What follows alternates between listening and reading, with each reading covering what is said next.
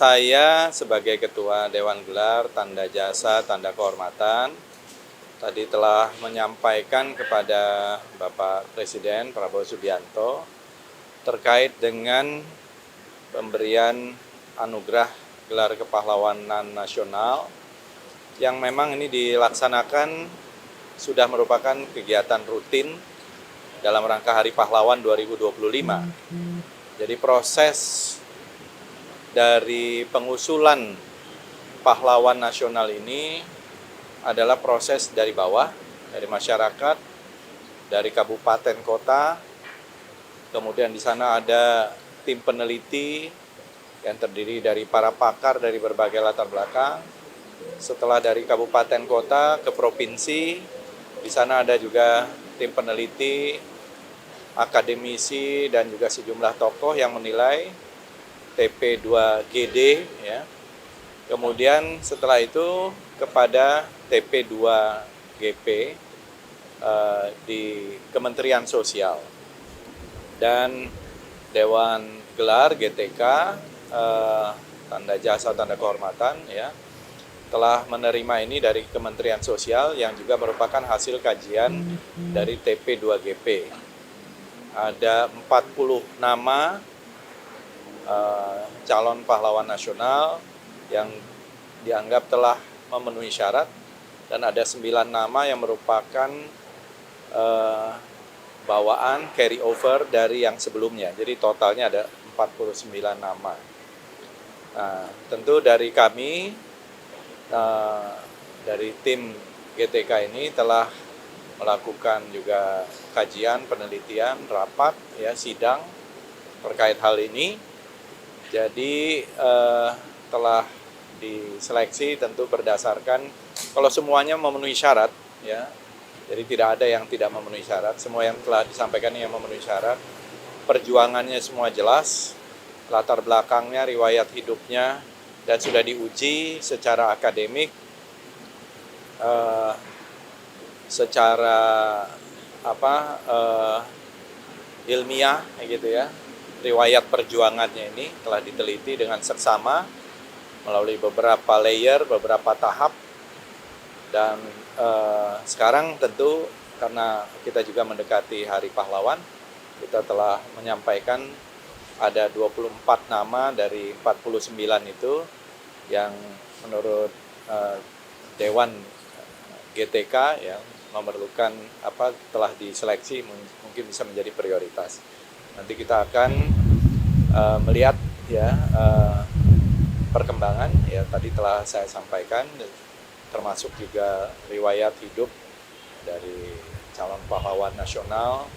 Ya, mereka ini sebenarnya sudah pahlawan nasional, tapi tentu kita menyeleksi berdasarkan pertimbangan-pertimbangan termasuk gender, provinsi, dan lain-lain. Saya kira itu. Ya, nanti kita lihat lah, ya. Untuk nama-nama itu memang semuanya seperti saya bilang itu memenuhi syarat, ya. Termasuk nama Presiden Soeharto itu sudah 2-3 kali bahkan diusulkan, ya. Dan juga beberapa nama lain, ada yang dari 2011, ada yang dari 2015, semuanya yang sudah memenuhi syarat.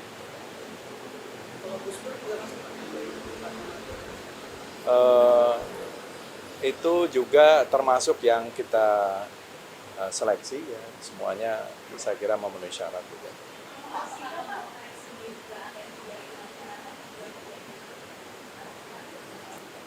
Ya, ini kan juga yang datang juga dari masyarakat juga, ya. Tadi seperti yang saya ceritakan, prosesnya ini benar-benar dari bawah, gitu. Dari masyarakat, dari kabupaten kota, dari provinsi, kemudian melalui berbagai kajian, melalui seminar, ada publikasi buku, dan lain-lain. Jadi kalau mengenai hal itu saya kira tidak ada masalah.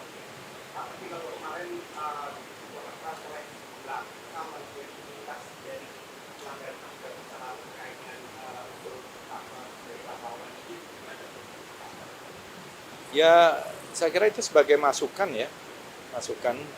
Tapi kita akan melihat jasa-jasanya yang luar biasa, Eh, karena tadi semua 49 nama ini adalah jasa-jasa orang-orang yang sudah dipertimbangkan dengan masak melalui kajian, mereka berjasa luar biasa gitu. Makanya diusulkan. Kalau nggak tidak mungkin diusulkan. Jadi soal memenuhi syaratnya itu memenuhi syarat.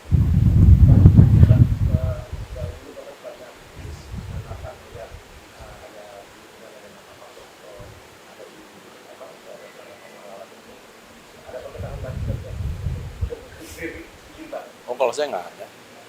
Ya. Ya itu kan termasuk yang diusulkan juga ya, diusulkan oleh tokoh-tokoh buruh ya, dan banyak juga organisasi buruh yang mendukung itu, dan juga diusulkan dari pemerintah tadi, kabupaten kota, dari provinsi. Itu termasuk nama dari 49 nama itu. Ya tentu akan diseleksi lagi. Ya, sementara ya termasuk oleh kami sendiri ya, akan disortir lagi gitu ya. Kira-kira untuk disampaikan nanti kepada presiden. Memang selama ini dalam sejarahnya kita tidak pernah ada ketentuan mengenai jumlah. Tetapi memang selama ini dari usulan itu tidak selalu sama dengan yang kemudian diputuskan menjadi pahlawan nasional. Jadi ada yang misalnya usulannya pernah 10 yang dijadikan pahlawan nasional, dalam keputusan menjadi 5 misalnya, contoh ya seperti itu. Jadi tidak selalu yang diusulkan termasuk melalui proses ini sesuai dengan jumlah pengusulannya. Jadi ini sangat tergantung juga. Karena memang ini kan masih akan ada lagi juga tahun depan, tahun depannya lagi, dan seterusnya. Soal ketegasan aja Pak, ini kan soal Pak Harto ini mendapatkan cukup kontroversi ya. Jadi kalau dari GTK sendiri melihat Pak Harto memenuhi syarat ya untuk yang mengatakan memenuhi syarat itu bukan hanya dari GTK, dari kabupaten kota, dari provinsi, dari TP2GP. Yang di dalamnya juga, di dalam TP2GP juga akan ada sejarawan, ada macam-macam tuh orang-orangnya di dalam itu. Ada sejarawan, ada tokoh agama, ada akademisi, ada aktivis, ya. Kemudian di Kementerian Sosial dibawa ke kami. Jadi memenuhi syarat dari bawah, dari beberapa layer itu sudah memenuhi syarat. Nggak ada masalah, dan itu datangnya dari masyarakat juga.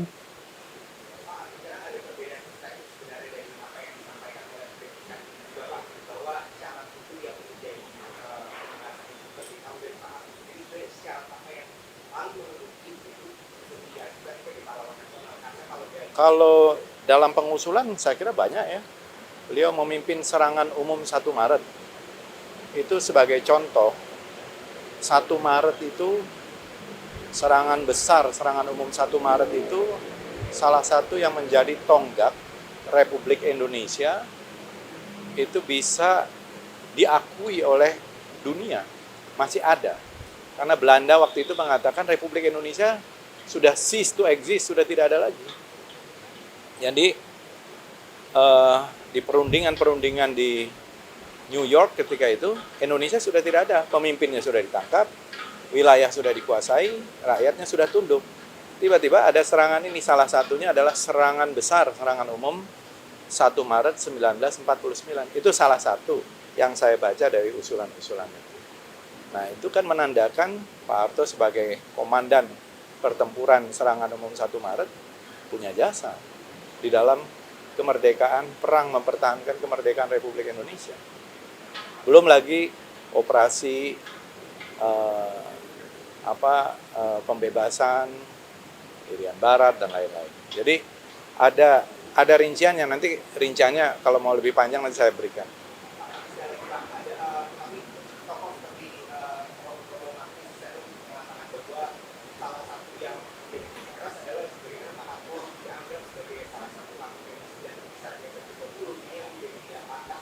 Nggak pernah ada buktinya, nggak pernah terbukti. Pelaku genosida apa nggak ada. Saya kira nggak ada. Pak kita yang dimaksud sama Romo Magnis soal pasca 30 September itu apa jadi salah satu pertimbangan bahwasanya Pak Harto layak mendapatkan gelar itu Pak? Ya, apa faktanya apa? Ada yang berani menyatakan fakta? Mana buktinya? Kan kita bicara sejarah dan fakta dan data. Gitu.